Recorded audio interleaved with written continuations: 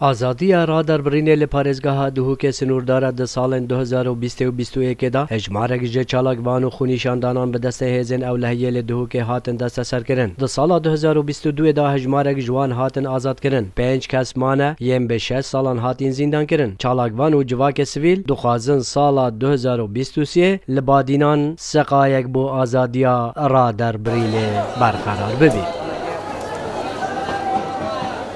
البته وجهی که تندکرنا یا آزادی را در برینه ریکه ندان ب آزادی را در برینه بخرابی سر دستالات و دستالات دور بهدینان و دیسانجی که است یه تقییم دولتش در وجه سر حریم کردستان تایبتی دور بهدینان ده خراب وگریدن.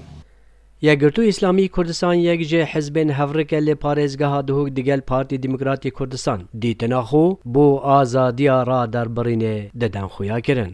هر یک حسکتن چفتن دیویجتن پاویجت دینی محاربه دینی بکتن بوان آزادی کامل یا هی اما بو هندک جهاتا اگه بحث بکن دهنه گرتن و دهنه زندان کرن بجوری بو هندک جانبایی برفره یا موجوده یا هی هندک جانبازی قدقه.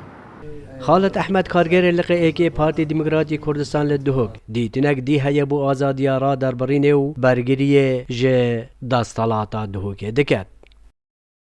آزادی سر یاسای دانینه و بدیتنا من دهوکش آرامترین و راحتترین و خواجهترین و آزادترین جه کار سیاسی و روزنامه‌وانی و چالاکیت مدنی دایل همین جه که دیتر و داتا ود بجنمک و گرتیت ما چه زندانی سیاسی آن سر آزادی را در برینه دانینن و اگر ده بنجی ام خوب ارک خود بینن کو براوانی و پشتوانی لبکن.